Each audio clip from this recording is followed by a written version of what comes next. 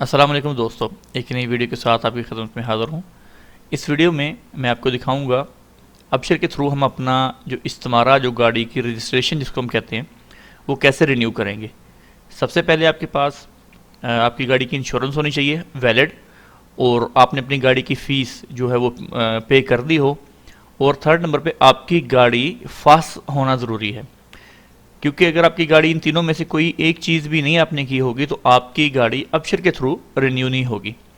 अभी कुछ इलाके ऐसे हैं जहां पर अगर आप मरूर में ट्रैफिक का आप ऑफिस विज़िट करते हैं तो वहां पर फास्ट की ज़रूरत नहीं होती, जैसे कि हमारे सिटी में भी।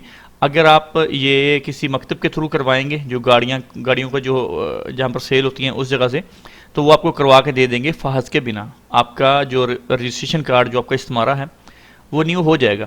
लेकिन अगर आप चाह रहे हैं कि अपने अबशर के थ्रू करें, या जैसे बड़े शहर जिद्दा, रियाद वगैरह है, ज़्यादातर शहरों में फ़ास्ट ज़रूरी होती है रिन्यू करने के लिए और ट्रांसफ़र करने के लिए भी।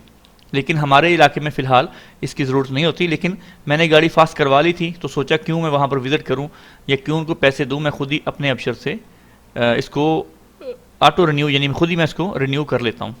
तो चलें आपको तरीक़ाकार बताते हैं। सबसे पहले आपने अपने अबशर में लॉगिन हो जाना है। अपने अबशर में लॉगिन होने के बाद आपके पास यहाँ पर आएगा व्हीकल्स, ठीक है। आपने सर्विसेज पे क्लिक करना है, व्हीकल मैनेजमेंट में जाना है। यहाँ पर आपके पास जितनी गाड़ियाँ होंगी वो शो हो जाएंगी। जिसका आपने रिन्यू करना होगा उस पर क्लिक करेंगे। अभी हम रिन्यू व्हीकल रजिस्ट्रेशन पर क्लिक करते हैं तो ये देखें जी, please confirm to renew your vehicle registration. यहाँ पर पूरी डिटेल दे दी गई है। तो यह देख लें, सारा एड्रेस सब कुछ आपका पूरी डिटेल यहाँ पर हो जाएगी, ठीक है। और हम यहाँ से एक्सेप्ट करने के बाद इसको कंफर्म व्हीकल रजिस्ट्रेशन को कर देते हैं। तो ये देख लें जी कि व्हीकल रजिस्ट्रेशन हमारी जो है सक्सेसफुली हमारी रजिस्टर हो चुकी है। अब या इसका इस्तिमारा प्रिंट करना चाह रहे हैं या इसका पेपर प्रिंट करना चाह रहे हैं तो आप यहाँ से प्रिंट कर सकते हैं, क्योंकि आपको पता है कि जो कार्ड है उस पर एक्सपायरी डेट नहीं लिखी होती, तो लिहाजा इसको आप प्रिंट कर सकते हैं। तो ये जी मैंने यहाँ से इसको प्रिंट कर लिया।